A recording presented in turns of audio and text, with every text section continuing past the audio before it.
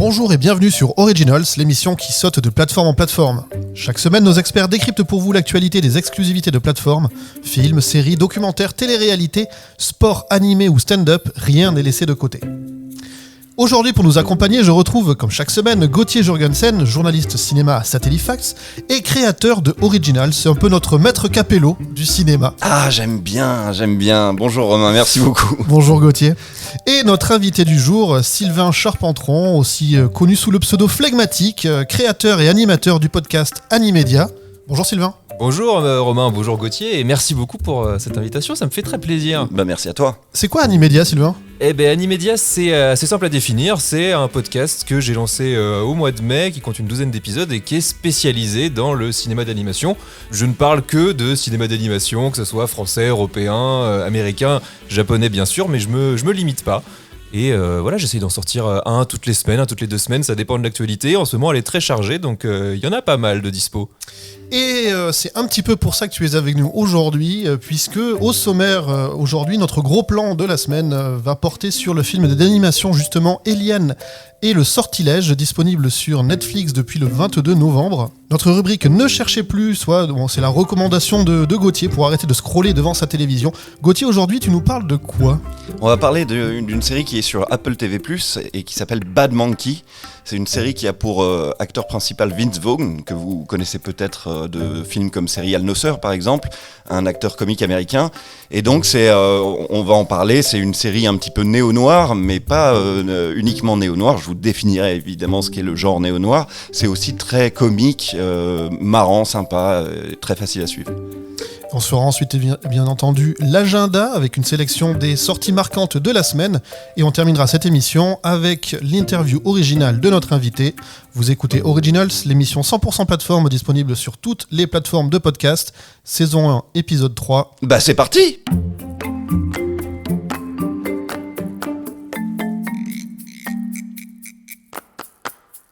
Aujourd'hui, notre gros plan porte donc sur Eliane et le sortilège, ou Spellbound en version originale. Je rappelle que c'est un film d'animation de Vicky Jenson avec Rachel Zegler, Nicole Kidman ou Javier Bardem. Et évidemment, je vais commencer aussi par un petit pitch rapide avant de vous laisser la parole. S'il te plaît. Quand ses parents se retrouvent transformés en monstres par un mystérieux sortilège, la princesse Eliane se lance dans une quête audacieuse pour briser la malédiction avant qu'il ne soit trop tard. À l'Ombria. Je suis la princesse Eliane et voici mes parents, le roi et la reine. Enfin, ils l'étaient. Jusqu'à ce qu'une terrible malédiction ne s'abatte sur eux. Nous ne pouvons pas garder ce secret plus longtemps. Notre royaume a besoin d'une vraie gouvernance. Je le sais. Papa, tu le lâches. Maman, vous me manquez tellement tous les deux. S'ils ne retrouvent pas rapidement leur apparence, la magie obscure se répandra à travers le royaume et tu ne reverras jamais tes vrais parents. Ça, il n'en est pas question. Avant de commencer tout, j'ai déjà une question pour notre expert animation.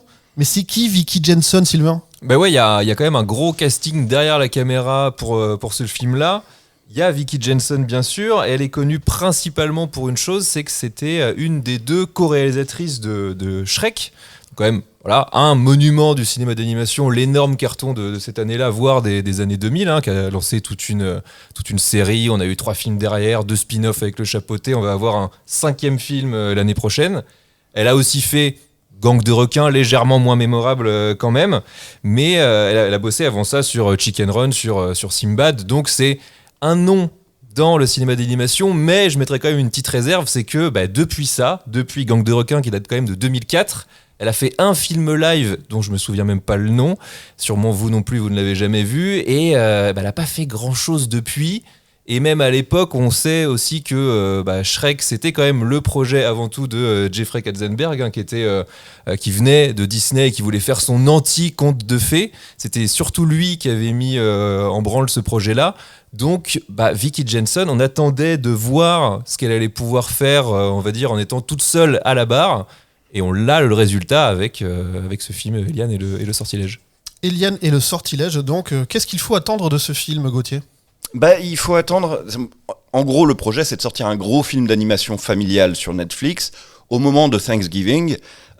Et donc il faut s'attendre à voir un film absolument charmant qu'on peut regarder en famille, qui d'ailleurs, sur ce pari-là, a peut-être un format un petit peu long. Ça dure 1h50, c'est peut-être, long, ouais. peut-être trop long pour son propre bien, mais c'est un film où il y a une princesse dans un monde merveilleux, rempli de créatures magiques, et une fois de temps en temps, on s'arrête pour chanter une bonne petite chanson, et puis voilà. C'est une aventure de cette petite princesse qui emmène ses parents devenus monstrueux. C'est des gros monstres, des sortes de gros chats multicolores, quoi. Elle les emmène à la quête de leur propre humanité et de retrouver leur forme parentale normale, quoi. Donc c'est une aventure à travers une forêt magique avec des petites épreuves sur le chemin. Le programme là-dessus, il est assez clair.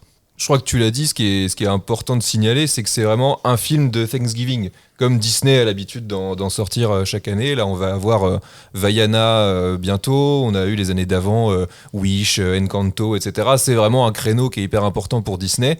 Et là, Eliane et le Sortilège, il s'insère complètement là-dedans. En plus, tu l'as dit, c'est un film avec des chansons, ce qui n'était pas le cas de Shrek par exemple. Donc il y a vraiment l'idée de s'installer sur ce créneau du film familial grand public. D'ailleurs, je trouve ça assez risqué, moi, de la part de Netflix, de nous proposer ce film-là au moment où il y a un film Disney si important en face, qui est sorti mercredi dernier. C'est un gros pari. Qui devrait être un raz-de-marée, sans mauvais jeu Oui, de mots sur Vaiana 2. On attend vraiment des gros scores au box-office. Donc ouais, tu l'as dit, c'était pas mal osé. Ouais. Et oui, il y a du lourd derrière le cellulo, j'ai envie de dire, puisque outre cette réalisatrice, il y a aussi du lourd à la production.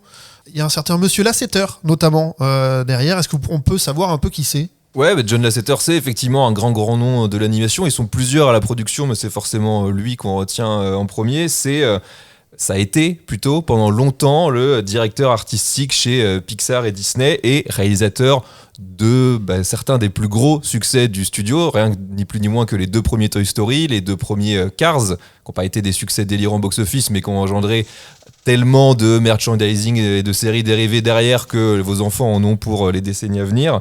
Et Mille et une pattes aussi, donc c'est vraiment un des pionniers de l'animation 3D du studio Pixar, qui a quitté quand même, il faut le dire, le vaisseau Pixar en 2018 sur fond d'affaires Weinstein, des accusations de harcèlement sexuel.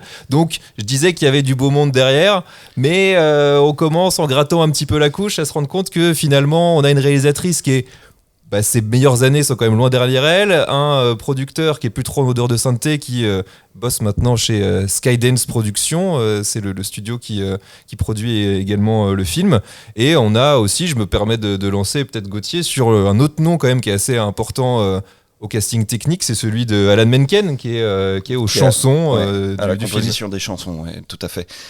C'est-à-dire que c'est vraiment sur ça que Netflix va essayer de vendre le film, c'est-à-dire que c'est le meilleur un petit peu de tous les grands studios d'animation. Regardez, on a l'ancien producteur de chez Pixar, on a la réalisatrice de DreamWorks, on a le compositeur des chansons des Disney que vous préférez.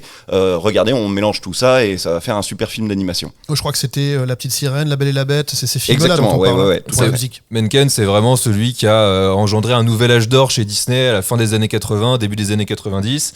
Il était en binôme avec Howard Ashman, qui est décédé pendant la production de La Belle et la Bête, et il a enchaîné derrière. Alors je trouve que c'est un petit peu moins bien quand il est tout seul, mais il a enchaîné quand même derrière avec Pocahontas, Le Bossu de Notre-Dame, Hercule, donc des chansons qui sont vraiment entrées dans le patrimoine Disney.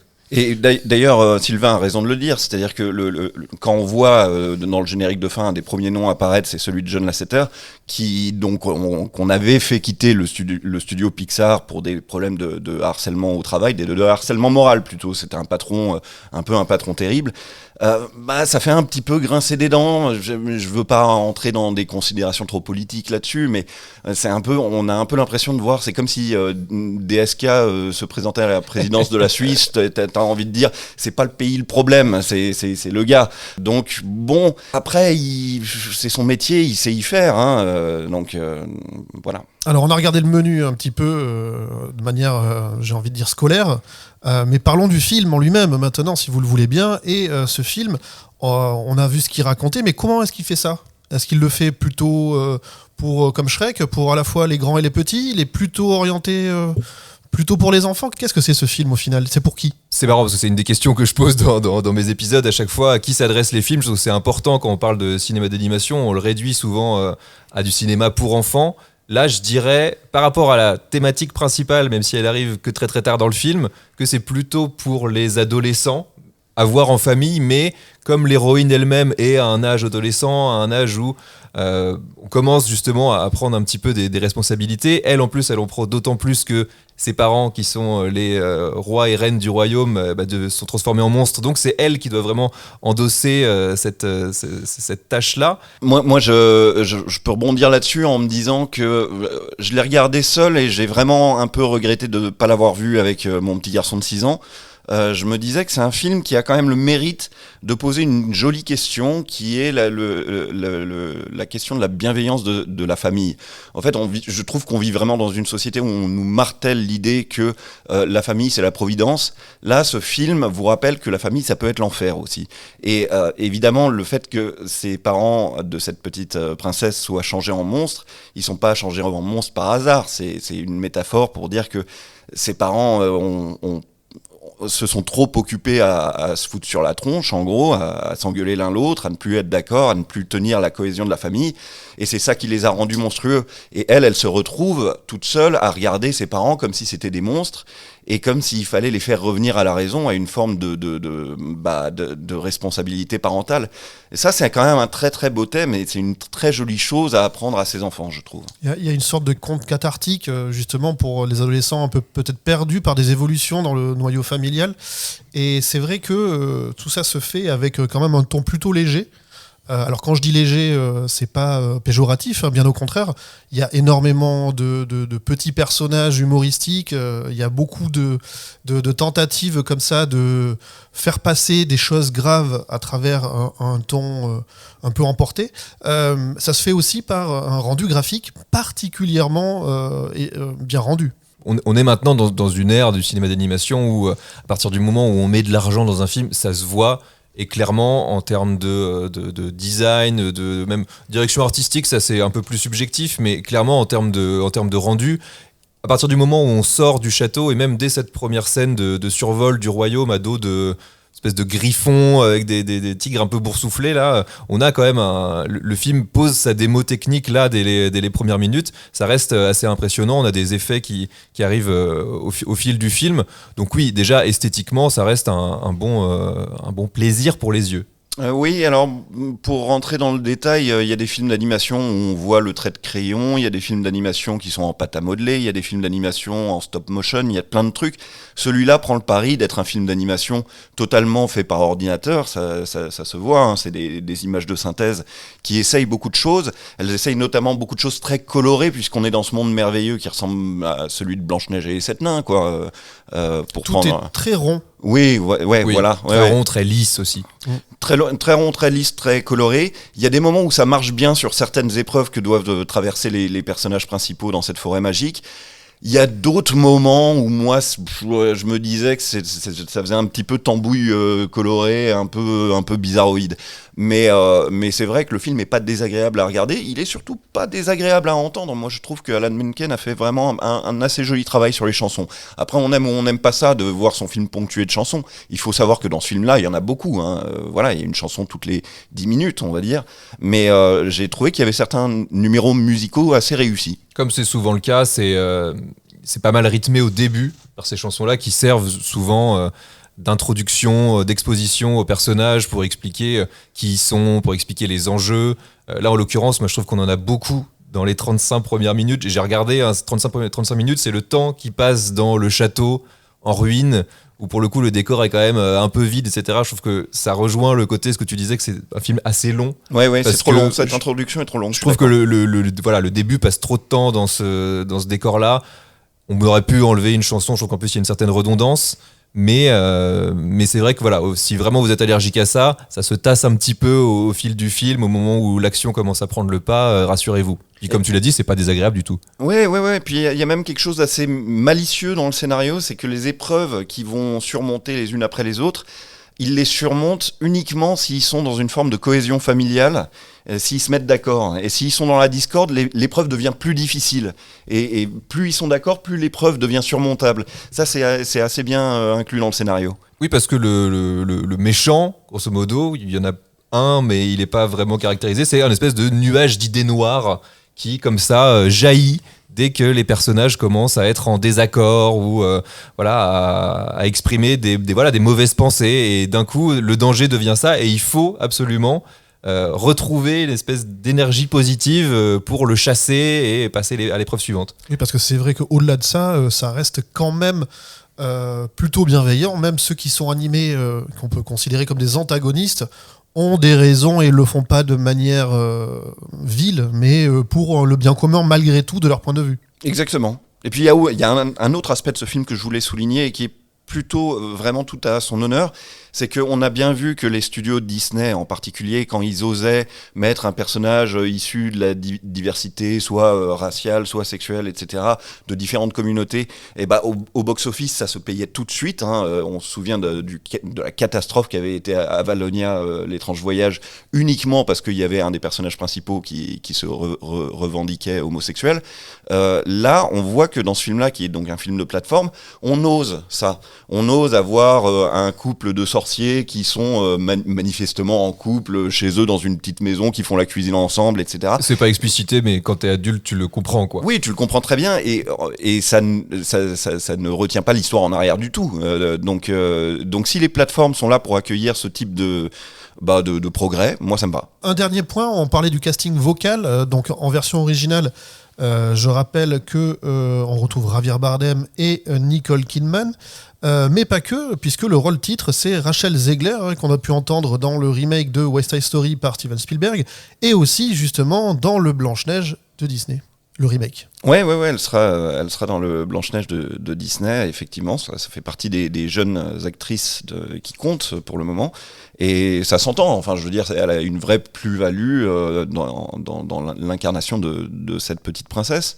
Moi je voulais aussi demander à mon copain Sylvain quelle était sa note Animedia sur ce film-là, parce que je sais qu'à chaque podcast tu mets une note et tu le ranges dans ton classement Letterboxd de tes films d'animation préférés. Ouais, tout à fait, et là je dois avouer que c'est un peu compliqué parce que on a souligné des bons points et il y en a. D'un côté je trouve que la longueur, le rythme surtout plus que la longueur en tant que telle, pèse pas mal sur le film, il se traîne un peu le début, je trouve un peu comme un boulet, quoi. J'ai vraiment eu très très peur, en plus connaissant les prods Netflix, qu'on reste un peu confiné à ce château-là, ou que le film ne sorte pas. Heureusement, on a le droit à une aventure, mais une aventure qui est un peu convenue, quoi. C'est un peu une succession de péripéties, comme tu peux te les imaginer, où tout d'un coup on est dans une forêt, puis après on a le désert, après on passe sur une montagne, et en plus je trouve que le film passe un peu trop de temps à désamorcer des choses qu'il vient juste d'installer, ou à casser un petit peu ses propres règles. On a un jeu avec un bidule, parce qu'il l'appelle un petit peu comme ça, un bidule magique, c'est super, parce que c'est vraiment, il est fait en scénarium, pour reprendre un mot que t'aimes bien, Menro. Il peut faire à peu près tout ce qu'on veut, et alors même qu'au départ l'héroïne dit « Ah non, pour que ça marche, il faut être plus précis, il faut lui demander quelque chose de plus concret », et finalement c'est le petit personnage là, l'espèce de rat violet qui s'en sert en appuyant sur tous les boutons, et en fait ça marche quand même. Donc finalement on voit que ça n'a pas trop de conséquences. Je trouve que la thématique finale est assez bonne, finalement, sans trop spoiler. Tu l'as quand même dit à demi-mot, c'est l'histoire va surtout parler de ces parents-là qui ont délaissé leur petite fille, qui se sont trop concentrés sur leur querelle interne, et finalement la résolution va venir de ça. Mais au final, j'avais pas tant l'impression que le film parlait de ça avant, et que oui, les monstres, on les voyait qui se chamaillaient, mais un petit peu comme des chats. Moi, j'avais 2 chats à la maison cette semaine. Oui, à un moment, ils s'embêtent, ils se courent après, ils se chamaillent. Ça veut pas dire qu'ils vont divorcer pour autant, quoi. Donc, je trouve qu'il y a des choses assez mal amenées comme ça d'un point de vue narratif. Et c'est un petit peu trop convenu pour susciter un réel engouement. Voilà, moi, je lui avais mis la moyenne, 2,5 sur 5. Voilà. Très bien. Très bien, ouais, non mais c'est vrai, moi je suis un petit peu d'accord avec toi, c'est vrai qu'il y a un bidule magique qui résout toutes les situations et je trouve qu'il y a aussi un tout petit manque d'imagination alors qu'on est dans un monde merveilleux où on pourrait créer tout et n'importe quoi. Exactement. Chaque animal est soit un proto-chat, soit un proto-écureuil et c'est un peu limité de ce côté-là. Mais bon, ça ne casse pas le film pour autant. Et je pense, comme tu l'as dit, que ça se voit très bien en famille, voilà. Plus que tout seul, à mon avis. Oui, puis il y a des petites choses que moi j'ai trouvé un peu forcées quand on a l'habitude de regarder des films d'animation, justement ceux qui sont nés avec Shrek et post-Shrek. Le personnage de la vieille servante à qui on va prêter plein de facultés, de capacités pour essayer de créer un ressort humoristique. J'ai vraiment eu la sensation d'essayer d'avoir une caricature de la vieille secrétaire de Monstres et compagnie et à la fois celle de Zootopie, enfin voilà.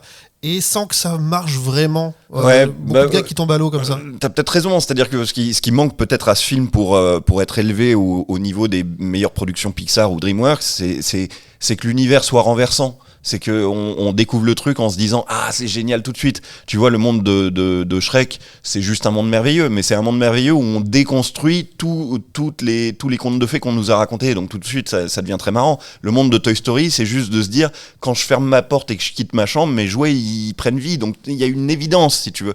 Là, il n'y a pas vraiment d'évidence à part se dire « Bon, bah, je suis dans ce monde de châteaux, de princesses, de griffons volants, et voilà. » Et c'est dommage parce que c'est justement quand le film traite un peu mieux son sujet qu'il est le plus intéressant. La scène que j'aime beaucoup, c'est celle où les pensées négatives, les mots négatifs des personnages se transforment en comme si c'était des tirs dans un jeu vidéo qu'il faut esquiver. Et puis quand on parle de la bonne manière, c'est de manière bienveillante, ça devient des petites bulles. Des petites bulles, des halos de lumière sur lesquels on peut se reposer, sur lesquels on flotte, parce que quand on parle bien les uns avec les autres, on s'élève. Enfin, il y a des mécaniques comme ça qui fonctionnent bien. C'est la meilleure scène. Ouais. C'est la meilleure scène du film, parce que après le reste, les sables mouvants, la montagne à gravir, c'est même pas tant une épreuve non plus. Enfin voilà, je trouve qu'il y a vraiment une occasion manquée avec ce film. Il y a du bien et du moins bien, vous l'avez entendu. Moi, j'aime bien l'héroïne. Je trouve que c'est un personnage assez moderne par rapport à d'autres types de princesses qu'on a pu voir ailleurs. Sans trop forcer, je trouve. Et voilà, ça le fait de manière assez naturelle, donc ça, c'est quand même à souligner. Si vous êtes fan de comédie musicale aussi, la façon de chanter, la façon d'avoir des textes chantés, parlés dans l'entre-deux, etc., va de ce côté-là aussi. Donc, une comédie d'animation familiale, Eliane et le sortilège, disponible depuis le 22 novembre en exclusivité sur Netflix. Je vous propose de laisser maintenant ces vastes contrées enchantées, rondes et verdoyantes pour les plages californiennes, a priori. Non, la Floride. C'est la Floride, c'est de l'autre côté. Ouais. En tout cas, c'est bien les plages américaines, c'est la reco du jour, et elle va nous plonger dans Bad Monkey, une série déjantée avec Vince Vaughn. Ne cherchez plus, c'est la chronique de Gauthier. Ne cherchez plus aujourd'hui, dédiée à Bad Monkey, donc, ou La malédiction du singe au Québec. Une série développée donc par Bill Lawrence, encore, Spin City, Scrubs, Ted Lasso ou Shrinking. Dont on avait parlé, il y a quelques émissions. Alors, c'est quoi Bad Monkey, Gauthier ? Alors, Bad Monkey, c'est une enquête policière menée en Floride.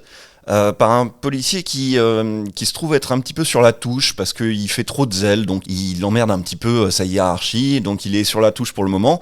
Mais il y a un de ses collègues qui a trouvé, non pas un cadavre, mais il a trouvé juste un bras dans la mer. Et il lui demande de lui rendre ce service, d'aller rapporter le bras au commissariat. Sauf que ce policier zélé, il a beau être sur la touche, il ne peut pas s'empêcher de commencer l'enquête et de tirer un fil qui va évidemment l'aider à remonter jusqu'à l'origine de ce bras.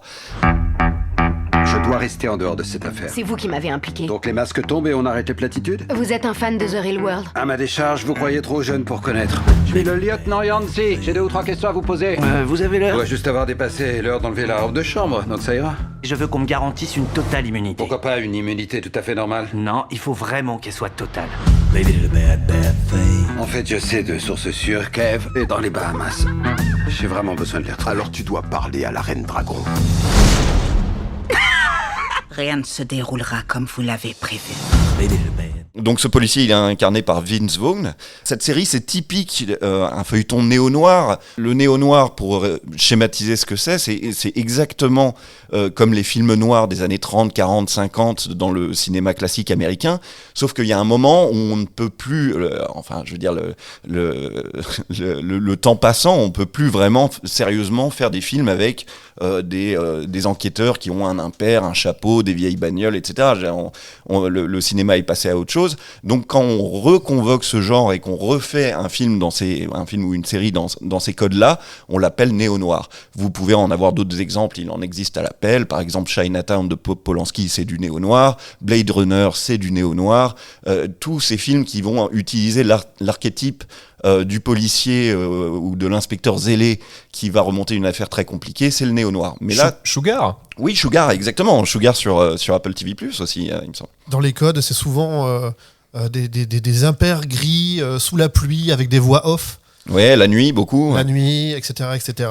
Donc là, on est totalement dans ça. Dans les codes aussi, il y a aussi la particularité de faire une adaptation d'un livre, c'est souvent des adaptations de livres, c'est le cas là aussi. Et dans les codes, vous avez aussi le fait que le scénario est toujours trop compliqué pour que vous compreniez tout. Et ça, c'est normal. Si à un moment, vous regardez Bad Monkey et que vous vous dites au 5e ou au 6e épisode, « Oulala, je suis complètement paumé », vous inquiétez pas, ça fait partie du plaisir du truc aussi. Donc, comme dans chaque roman ou adaptation de roman néo-noir, on va se retrouver avec une pléiade d'intervenants qui ont plus ou moins de rapport avec la trame, l'action du film, mais c'est autant de pistes et de fausses pistes que le personnage principal va suivre. Et surtout, ce qu'il faut savoir, c'est que ça a un côté comédie très très appuyé, c'est-à-dire que les dialogues sont particulièrement bien écrits. On a choisi exprès un expert de la comédie pour tenir le premier rôle. Et les répliques que les gens s'envoient sont très très drôles, elles sont aussi fortes que dans une sitcom, sauf que, attention, on n'est pas dans une sitcom, on est vraiment en Floride, on a beaucoup de différents décors, on va même jusqu'aux Bahamas, puisque une partie de l'intrigue se déroule sur l'île d'Andros. Il se passe plein de choses dans Bad Monkey, plein de choses drôles, plein de choses parfois aussi un petit peu inquiétantes, plein de choses parfois un peu magiques. Il y a une personnage de prêtresse vaudou qui est très importante dans l'intrigue. Donc c'est très amusant, ça joue avec plein de codes. Et surtout, moi, ce qui m'amuse le plus dans cette série, c'est que tout ça se déroule en Floride. Et c'est pas anodin. On connaît le cliché de la Floride dans l'Amérique. C'est là où se retrouvent tous les gens qui sont qui ont tous un pet au casque et qui pensent tous avoir la clé du rêve américain, tous les gros nuls qui pensent qu'ils vont réussir parce que le rêve américain il est là pour tout le monde. Ou les vieux. Oui, ou les vieux, oui. Mais justement, le rêve américain il se nourrit pas du fait que tout le monde réussisse, il se nourrit surtout du fait que toi tu vas pas réussir. Et donc ça c'est très très amusant de voir dans les rôles de méchants des grands neuneux penser qu'ils ont la martingale et qui vont avoir tout le monde, alors que jamais de la vie ils vont y arriver. Ça se voit comme le nez au milieu de la figure. Donc c'est très amusant, très très amusant. Je rappelle qu'il y a 10 épisodes, c'est disponible depuis cet été sur Apple TV+. Oui, et puis j'avais commencé à le regarder sans en attendre rien, et vraiment on a été accroché très très vite. Donc vous verrez, normalement dès le 2e épisode, on est déjà dans cette atmosphère très sympathique. Sylvain, c'est le genre de produit de contenu qui pourrait t'attirer ? Ouais, complètement. Alors la rubrique s'appelle Ne cherchez plus. Moi, j'ai vraiment dû chercher pour le coup pour la trouver parce que j'en avais absolument pas entendu parler. Et même la série, le nom complet, c'est Carl Hiaasen's Bad Monkey, qui est apparemment un auteur américain que je connais absolument pas non plus. Donc je me suis senti très très bête tout de suite. Et oui, ça me branche complètement. Et ce, alors même que Vince Vaughn, je suis pas forcément un très grand client. Surtout série Vince Vaughn, moi j'ai des frissons d'angoisse à l'idée de repenser à la saison 2 de True Detective, par exemple. Oui, c'était pas bien ça. Voilà, et là, il retrouve un rôle un peu plus proche de ce qu'il sait faire. Et j'ai vu 2 épisodes pour l'instant. Ça prend quand même un petit peu de temps. Voilà, tu l'as dit, c'est 10 épisodes, 1 heure bien tassée. Donc, mais je pense vraiment que je vais aller au bout parce que j'ai vraiment aimé l'atmosphère, d'avoir un néo-noir, comme tu as dit, mais en Floride, c'est-à-dire sous le soleil, avec des palmiers et tout. Rien que ça, je trouve l'ambiance géniale. Et c'est très écrit. Peut-être un peu trop écrit, mais ça me dérange absolument pas. C'est vraiment, ça fuse vraiment dans tous les sens, les répliques. Il y a vraiment une alchimie entre tous ces personnages-là. J'adore la relation entre Vince Vaughn et son pote qui est joué par John Ortiz, je crois. C'est très très plaisant à regarder. Je m'amuse beaucoup à regarder ça. Et pour vous donner un petit détail, pour vous montrer à quel point on joue avec les codes dans cette série, à chaque nouvel épisode, il y a un previously qui est fait pour récapituler ce qui s'est passé dans les épisodes précédents. Et la voix off est faite par un personnage qui est tellement secondaire, on s'en fout complètement. On sait même pas pourquoi c'est lui qui fait la voix off de ce previously. Et c'est un previously parodique où la voix off dit elle-même, mais j'en ai ras-le-bol de vous résumer ce qui s'est passé avant. Vous pouviez pas faire attention. Après le previously du deuxième épisode, c'est d'accord, t'as vraiment besoin d'un previously là après un épisode, vraiment que je te dise ce qui s'est passé là. Tu t'en souviens pas? C'est une idée assez brillante. Et tu parles de la prêtresse vaudou là, qui est jouée par Jodie Turner Smith, que j'aime beaucoup. Elle me fait penser encore, même si j'ai pas encore atteint son plein potentiel, j'en suis qu'à 2 épisodes, mais elle me fait penser justement à un personnage d'une autre série culturelle avec un singe qui s'appelle Monkey Island, qui est un jeu vidéo. Tout à fait. Où ça rejoint un peu ce côté-là, on rejoint le côté vaudou un petit peu ridicule. Donc non, je trouve plein d'idées très très plaisantes là-dedans. Je vais complètement aller au bout, je vais prendre mon temps, mais je vais regarder ça tranquillement. Si vous aimez les gueules cassées et l'humour décalé mêlé au néo-noir, c'est Bad Monkey, la recommandation de Gauthier.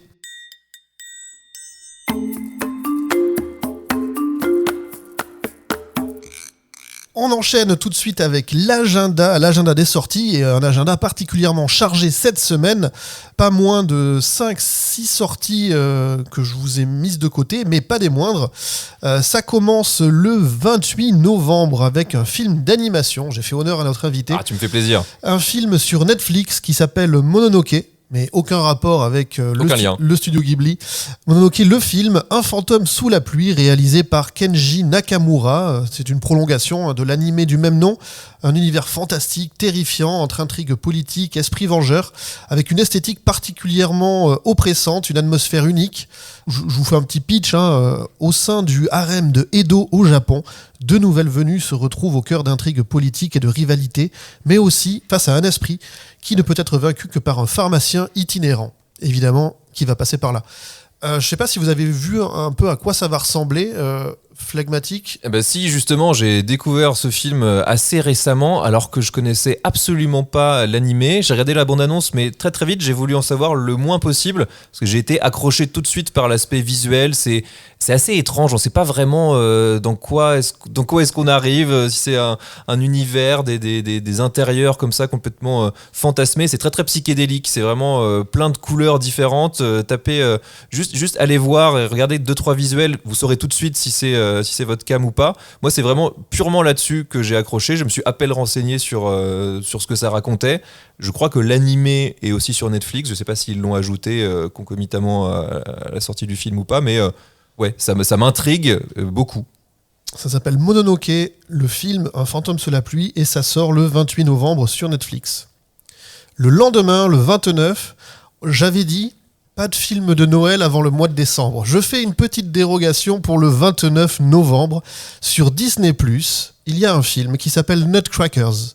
Nutcrackers, c'est réalisé par David Gordon Green. Donc c'est le monsieur qui a refait les Halloween, mais qui avait aussi fait Your Majesty, Your Highness, avec Nathalie Portman en son temps. Et c'est un film, cette fois, avec Ben Stiller et Linda Cardellini, où Ben Stiller joue un personnage qui s'appelle Mike, qui est arraché à sa vie de citadin célibataire pour aller aider ses neveux à la campagne, devenus orphelins. Ça a l'air de rien comme ça, mais évidemment, la présence de Ben Stiller et l'écusson Disney+, vous dit le reste. Toujours le 29 novembre, Beatles 64 est toujours sur Disney+. Une mini-série, car après Let It Be et Get Back, on a toujours plus de Beatles sur Disney+.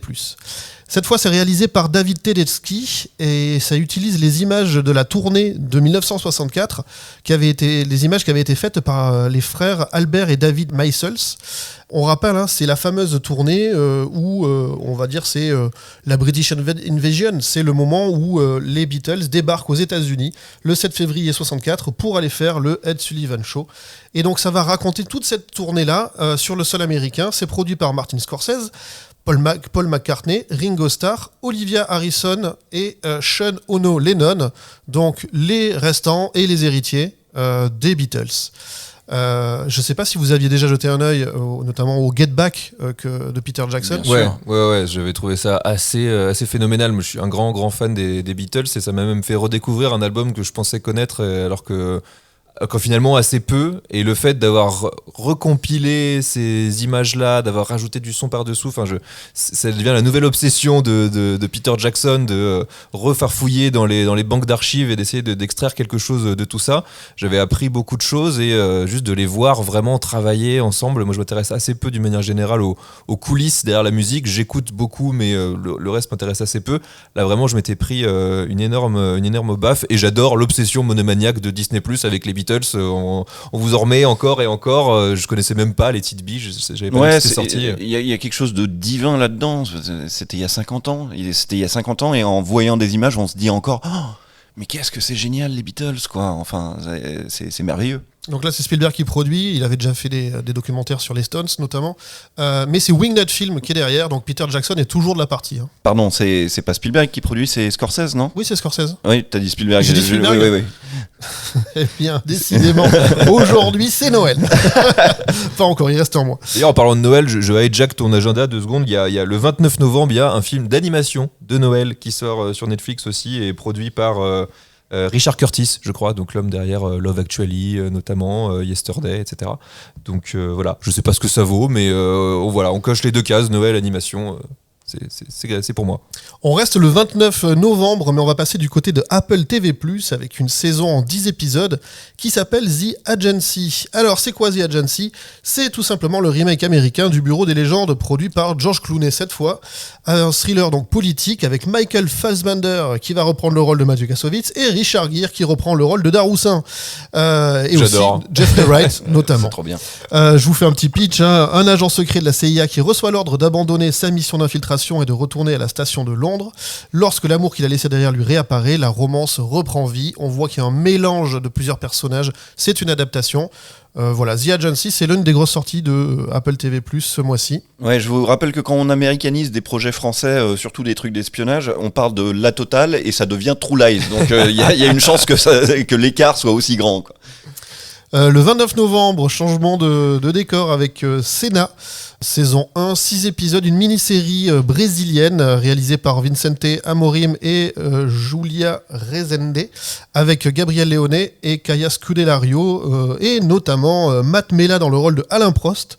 Une série donc qui revient sur les grands moments de la vie professionnelle du triple champion du monde Ayrton Senna, sans délaisser ses relations personnelles et les épreuves qui ont jalonné sa carrière, jusqu'au drame qui conduit à son décès sur le... Oh, le spoil. Aïe, aïe, aïe.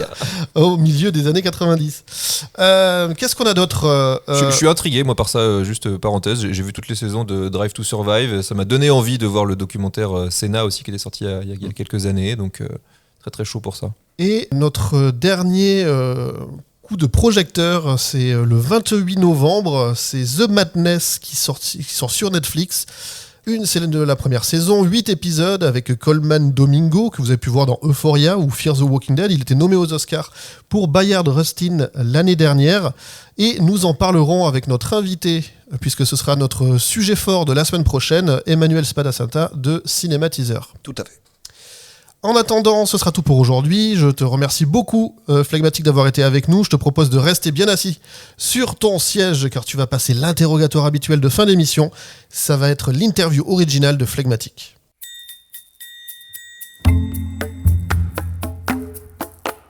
Sylvain, je te rappelle le concept. 10 questions pour mieux cerner quel utilisateur de plateforme tu es. Est-ce que tu es prêt ? Je suis prêt. Il y a quoi à gagner ? Le fait qu'on va mieux connaître tes habitudes. Super. Et ton... Et tout mon respect aussi. Et Je te mets l'intégralité de mon respect. Ça fait beaucoup. Première question, attention, cinéma, animé, série, documentaire, qu'est-ce qui t'attire en priorité sur les plateformes ? Si je devais classer, je dirais le cinéma en priorité quand même. Ensuite les séries, après les animés, mais j'ai des périodes en fait. On avait, pendant un temps, on regardait quasiment que des séries avec madame, puis on avait un petit peu marre de pas voir de produits finis. Parfois, tu as envie de passer à autre chose et d'avoir des vraies histoires qui se tiennent. Et là, en ce moment, je suis beaucoup plus cinéma. Quel type de contenu tu aimerais voir sur une plateforme que tu n'aurais pas encore aujourd'hui ? J'ai pas mal réfléchi à cette question et la réponse me semblait assez évidente. C'est les bonus qu'on avait. Si les gens ont connu ça, je sais pas si vos auditeurs ont connu cette période où des petites boîtiers rectangulaires qui s'appelaient des DVD, voire des Blu-ray, où à l'intérieur, en plus du film, on pouvait, en fonction des éditions, avoir des bonus avec des making-of, des interviews de réalisateurs, d'acteurs, et même des commentaires audio. Des commentaires audio, voilà, des versions du film commentées. Parfois par le réalisateur, parfois par d'autres personnes en plus qui ont travaillé sur le film. Et en fait, j'étais pas forcément un grand consommateur de ça, notamment, je pense pas avoir regardé le moindre commentaire audio dans ma vie. Ça implique d'avoir une vision différente du film. Il faut l'avoir déjà vu pas mal de fois et s'intéresser vraiment à la fabrication. Mais en fait, je suis toujours... ça me désole toujours un petit peu de voir ce genre de contenu disparaître, en tout cas leur usage disparaître. D'autant que les plateformes, notamment les plateformes propriétaires, Disney Plus notamment, peut le faire pour Disney, pour Pixar, pour des films anciennement de la Fox, le fait un petit peu. J'ai souvenir de scènes coupées qui sont disponibles sur Vice Versa. Il faut fouiller un petit peu, c'est vraiment pas bien classé, il faut aller sur plus d'infos, je sais pas comment c'est classé, et vous avez non seulement des scènes coupées, mais en plus commentées par le réalisateur.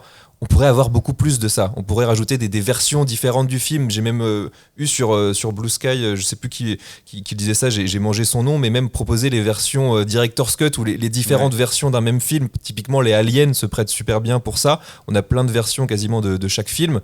Pourquoi ne pas toutes les proposer ? Ils les ont dans les cartons, quoi. Il n'y a plus qu'à les mettre à disposition. Donc voilà, c'est vraiment pour moi ce qui me manque et permettrait, je pense, aux gens de s'y intéresser. D'ailleurs, tu es film, ok, mais tu es plutôt nouveauté ou fond de catalogue pour séance de rattrapage ? Le fond de catalogue, c'est à ça que je juge un petit peu la qualité d'une plateforme.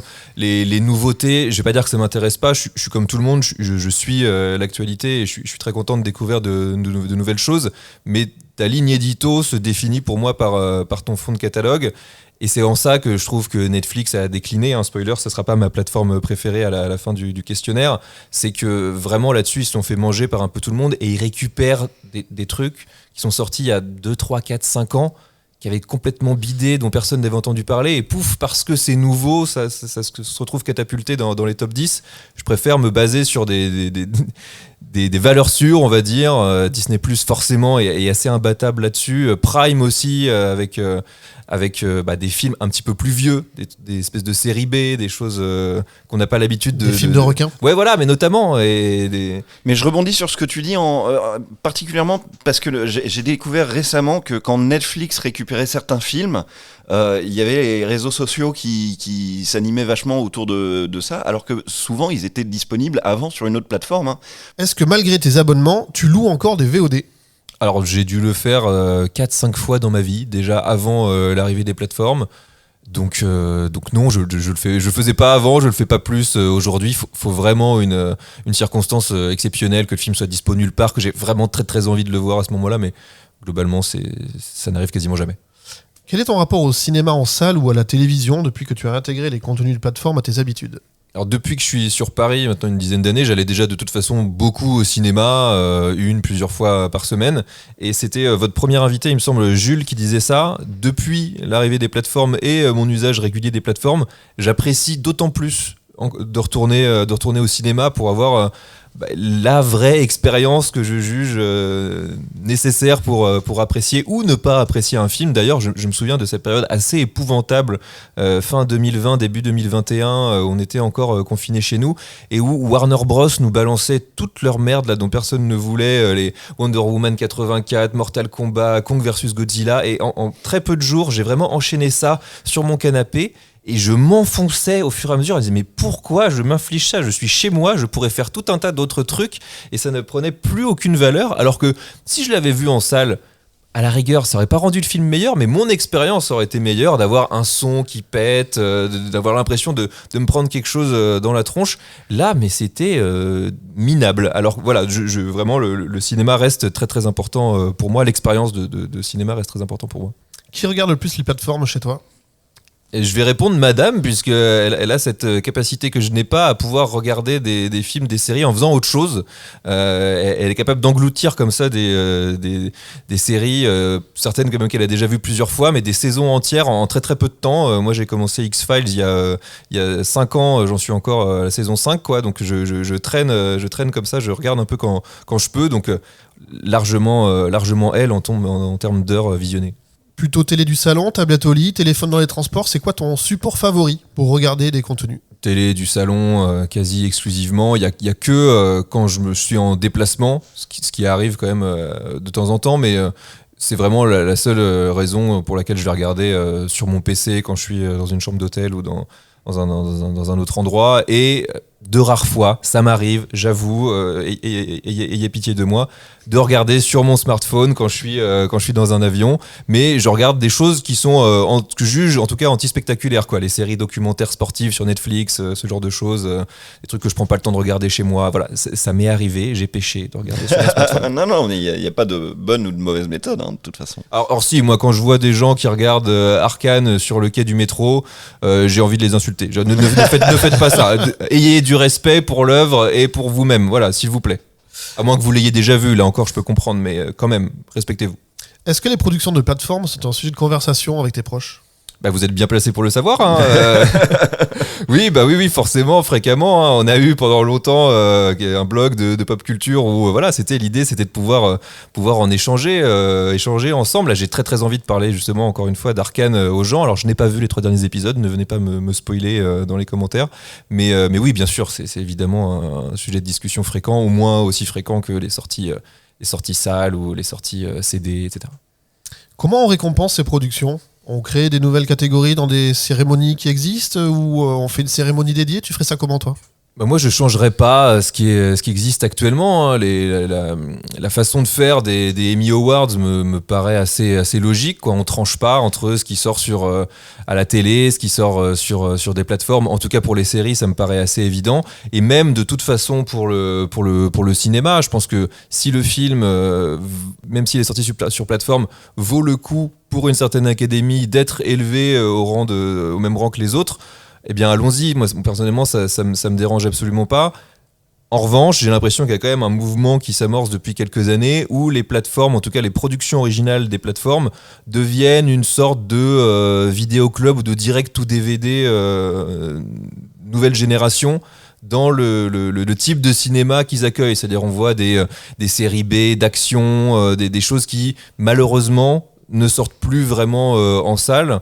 Là où avant on essayait de faire confiance à des grands réalisateurs, on avait le Scorsese, le frère Cohen, etc. Les Netflix notamment se donnaient une espèce de légitimité à travers ça, Okja aussi avec Bong Joon-ho. Maintenant, j'ai envie de dire, de toute façon, je suis pas bien sûr que les productions originales de plateforme méritent aux yeux, encore une fois, de l'Académie, d'être nommé, d'être récompensé par des grands prix, mais je changerai pas ce qui existe actuellement. Mais donc toi, des films de plateforme, Netflix, Disney+, Max et tout ça, au Festival de Cannes, ça te dérange pas ? Non, ça me dérange absolument pas. J'ai pas du tout compris pourquoi tout le monde a craqué son slip quand il y a eu Okja qui est arrivé sur le tapis rouge ou voilà, s'il y en a un qui mérite d'avoir l'Oscar, là on parle beaucoup de Blitz en ce moment dont vous avez parlé la semaine dernière, je l'ai pas encore vu. Si ça vaut le coup d'être nommé, d'être récompensé, eh bien allons-y, quoi. Et enfin, dernière question, elle est simple à poser mais peut-être pas à répondre. Quelle est ta plateforme préférée et pourquoi ? Ouais, c'est difficile parce que ça dépend de... Je vais piocher des choses différentes en fait dans chacune des plateformes. J'aime beaucoup ce que fait Netflix sur l'animation, notamment japonaise. Il y a beaucoup de choses qu'ils mettent en avant, qu'ils distribuent, ils font eux-mêmes des sorties originales. Disney+, forcément pour moi, c'est une mine d'or en termes d'animation. J'ai pas encore vu tous les classiques Disney, je pioche régulièrement dans le catalogue, mais je dirais Prime pour une raison que j'ai un petit peu évoquée dans une question précédente. Pour le fond de catalogue et pour le côté néo-vidéo club, quoi. Le fait de pouvoir avoir un cinéma qui est différent, mais un peu plus, j'ai même pas envie de dire élitiste, mais justement qui se différencie un peu plus. Il y a différentes strates de cinéma, t'as des films qui remontent aux années 70, 80, des choses que tu trouves plus ailleurs. On sort de les sacro-saintes années 2000, 2010. C'est un terreau pour cinéphiles, parfois un peu déviant, tu l'as dit, il y a des films de requins, il y a des séries B d'horreur, voire séries Z, mais qui proposent ça d'autres. Personne, en tout cas j'ai l'impression, à moins d'autres plateformes payantes un peu plus confidentielles. Donc pour sa diversité, pour le fait que ça soit complètement foutraque, même s'ils ont amélioré leur expérience utilisateur, je dirais Prime, peut-être un peu par défaut, mais Prime quand même. Je suis d'accord avec toi, mais moi j'aimerais qu'ils fassent l'effort systématiquement d'avoir et la VO et la VF. Ah oui. Parfois il n'y a que la VF et c'est vraiment frustrant. Tu te dis mais c'est pas possible. C'est assez insupportable effectivement. Ouais. Mais comme les vidéoclubs pourris et qu'avec que des éditions moisies de DVD où non là tu l'as que en bulgare sous-titré tchèque, tu sais pas pourquoi. Voilà. Merci beaucoup, c'était l'interview originale de Sylvain avec un Flegmatic. Merci beaucoup donc Flegmatic d'avoir été avec nous. Merci. On rappelle que Animedia c'est tous les combien ? C'est toutes les semaines, toutes les 2 semaines en fonction de l'actualité. Là j'ai été pas mal productif et puis il y a une grosse sortie animation là au mois de décembre, certains films Seigneur des Anneaux, donc on va en parler aussi. C'est le mercredi. Pas mal. C'est le mercredi, voilà, j'ai pas mal tâtonné mais a priori ce sera tous les mercredis ou un mercredi sur 2. En tout cas, voilà, allez voir, c'est dispo partout. Et merci à vous surtout de m'avoir accueilli dans votre émission que j'écoute religieusement tous les vendredis. Merci à toi d'être venu. Merci beaucoup, c'était Original saison 1, épisode 4. On remercie aussi Ando à la production. Et on se retrouve nous la semaine prochaine pour toujours plus d'actualités, ciné, séries, doc ou animés. Toujours plus de créations originales. Bye bye. Bye. Ciao.